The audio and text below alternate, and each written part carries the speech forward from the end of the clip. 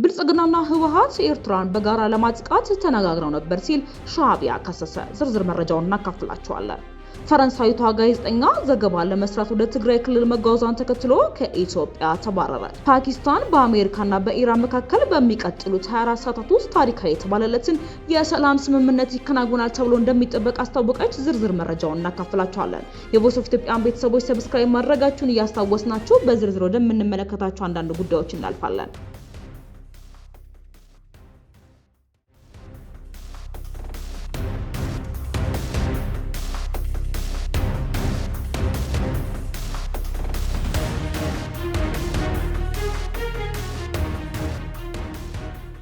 ብልጽግናና ህወሓት ኤርትራን በጋራ ለማጥቃት ተነጋግረው ነበር ሲል ሻዕቢያ ከሷል። የኤርትራ መንግስት አዲስና ያልተሰማ ትርክት ይዞ ብቅ ብሏል። አቶ ጌታቸው ረዳና አምባሳደር ሬድዋን ሁሴን ከሰሞኑ አልጀዚራ ላይ ያጋሩትን ጽሑፍ ተከትሎ ከአስመራ ምላሽ ተሰጥቷል። የሀገሪቱ ማስታወቂያ ሚኒስትር አቶ የማነ ገብረ መስቀል በጽሑፉ ላይ የቀረቡትን ሁሉንም ክሶች አጣጥለውታል።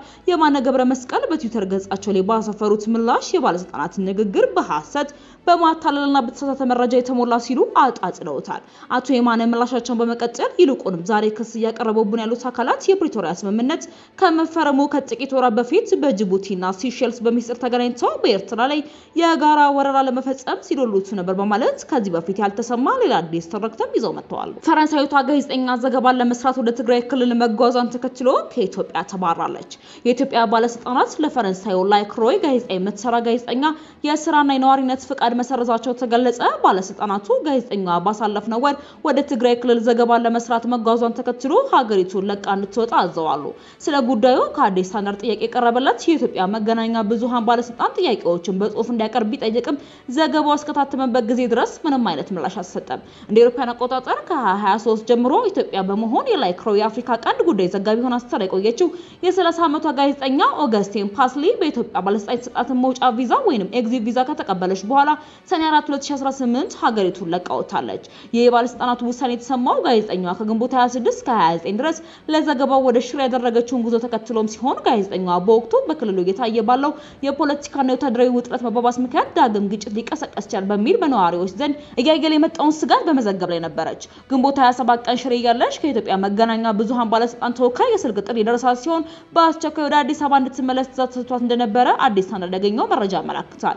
በወቅቱ ከሽሬ ወደ አዲስ አበባ በረራ የነበረው ግንቦት 29 ቀን ብቻ በመሆኑ እንዲሁም ከመቀሌና ከአክሱም የሚነሱ በረራዎችን በለቱ ስላልነበሩ ወዲያውኑ መመለስ አለመቻሏን መረጃ ይጠቁማል።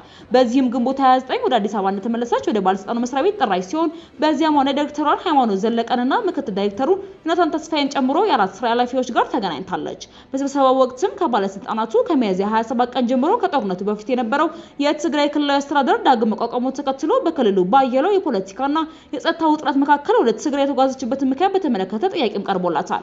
በመቀጠል ምርመራ እስኪደረግ ድረስ የስራ ፍቃድ ታቅዶ የቆየ ሲሆን ከሁለት ቀናት በኋላ ሰኔ 1 ቀን ፓስሊ በኢሚግሬሽንና ዜግነት አገልግሎት ተጠርታ የስራ ኃላፊዎች የስራ ፍቃዷንም ሆነ እስከ መስከረም 2026 እንደ አውሮፓውያን አቆጣጠር ድረስ የሚቆየውን የነዋሪነት ፍቃዷን መሰረዟን አስታውቀዋል።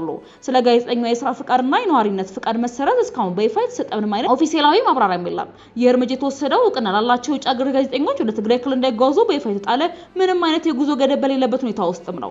ከጦርነቱ በኋላ በነበሩት የተወሰኑ ወራት ተገድቦ የነበረው ወደ ክልሉ የመግባት ፍቃድ በ2024 እንደ አውሮፓውያን አቆጣጠር ለውጭ ሀገር ተዘጋቢዎች ዳግም ክፍትም ተደርጎ ነበረ። በወቅቱ የተጣለው ይህ ገደብ የተሰማው የሮይተርስ የዜና ወኪል በኢትዮጵያ ውስጥ የሱዳን ፈጥኖ ደራሽ ኃይል ወይንም አርኤስኤፍ የስልጠና ማዕከል መኖሩን የሚገልጽ ዘገባ ካወጣ በኋላ ኢትዮጵያ 3 የሮይተርስ ጋዜጠኞችን የስራ ፍቃድ ለማደስ መወሰኗን ተከትሎ ነው።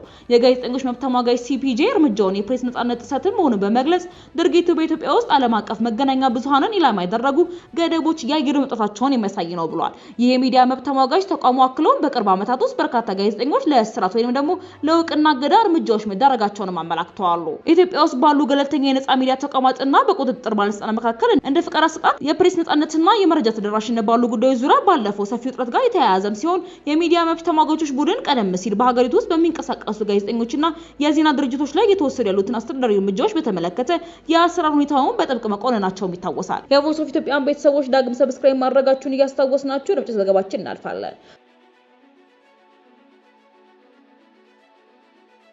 ፓኪስታን በአሜሪካና በኢራን መካከል በሚቀጥሉት 24 ሰዓታት ውስጥ ታሪካዊ የተባለለትን የሰላም ስምምነት ይከናወናል ተብሎ እንደሚጠበቅ አስታወቀች። ሁለቱ ሀገራት ስታሸማገል የቆየችው የፓኪስታን ጠቅላይ ሚኒስትር ሼህባዝ ሻሪፍ በማህበራዊ ገጻቸው ባሰፈሩት መልእክት ሁለቱ ወገኖች ከምንጊዜውም በላይ ለሰላም ስምምነቱ መቃረባቸውን ገልጸው ስምምነቱ ሲጠናቀቅ በኤሌክትሮኒክ ዘዴ ለማፈራረም ፓኪስታን ዝግጅቷን ማጠናቀቋንና በሚቀጥለው ሳምንትም የቴክኒክ ደረጃ ውይይቶች እንደሚቀጥሉ ጠቁመዋል።